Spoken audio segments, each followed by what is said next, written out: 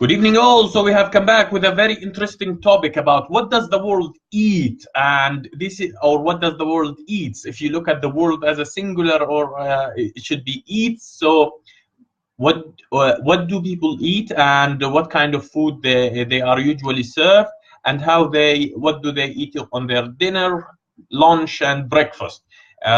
It's a very interesting question that I thought when I was traveling around the world.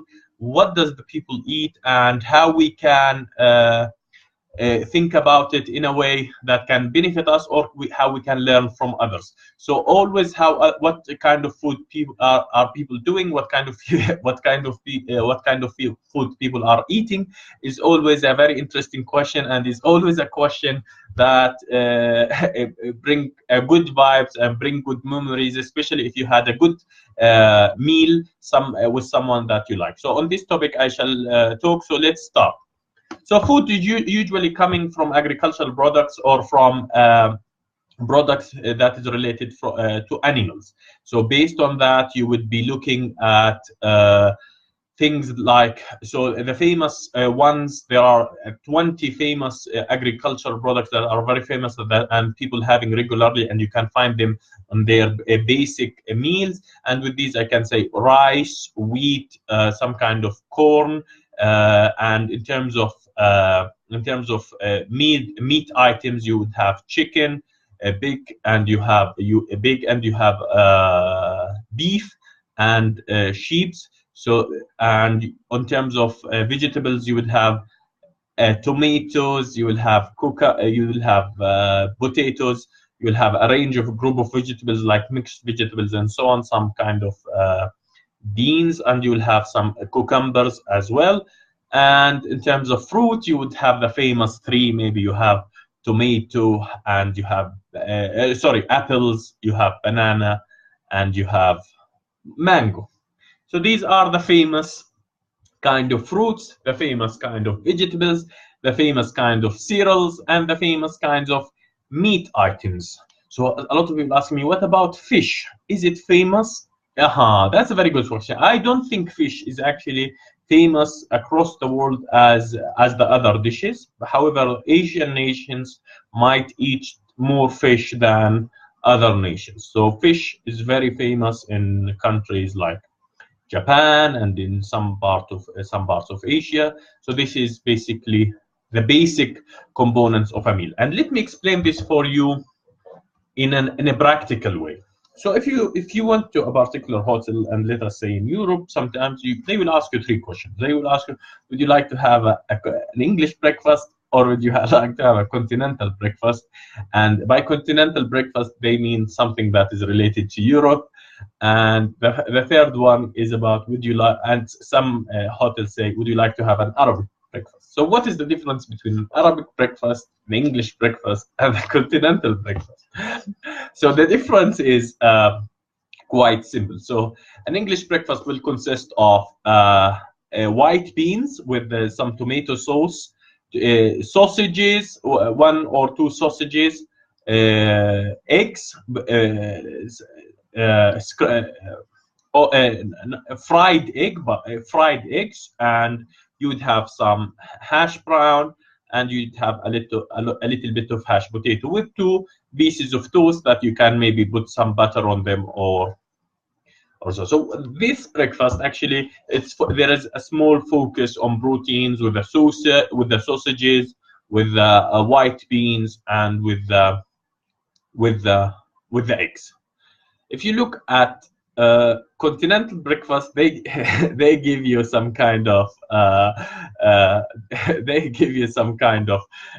a croissant, and maybe a little bit of jam, and they and tell you, here you go, that's it. So so yes, in continental breakfast you say, oh, I'm not getting much, but I think it's okay if you like croissant, and if you like to put some butter or some chocolate or some so Nutella is very famous, I think, because of that. So, or you put some jam on it, so it's okay. So it's a little bit of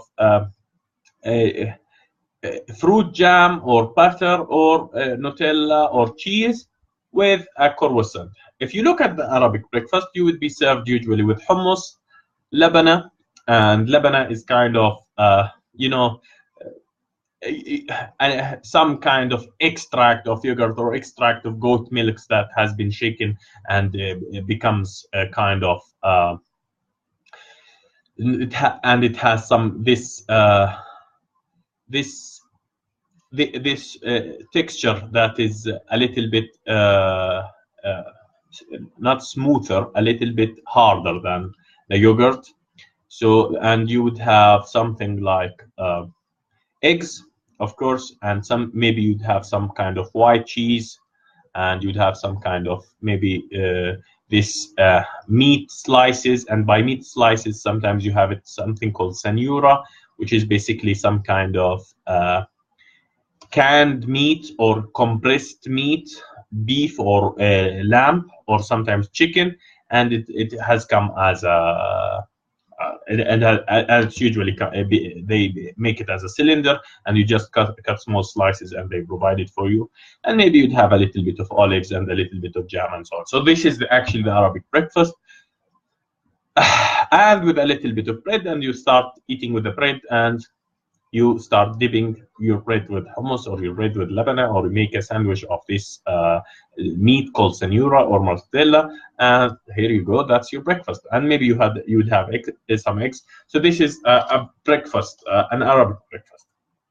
So this tells us a little bit about what people eat and how there is a very big difference between what people eat in Jordan and what people eat somewhere else. So definitely an English breakfast is different than a Jordanian breakfast or than an Arabic breakfast, and it's the same as other meals. So if you looked at the famous dishes, and let us take a country like Jordan, or even a country like Saudi, or even country like UAE, you would see like the main dishes are the rice is a essential ingredient.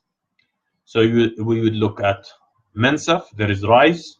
You would look at makluba, there is rice. You would look at mulukhiyya, there is rice. You would look at qidrab, which is also there is rice. And it's barely every famous dish comes with rice. And it's about the difference between different dishes is about the soup, or the soup that you will mix the rice with, or what they call the soup, the soup that usually you mix your rice with.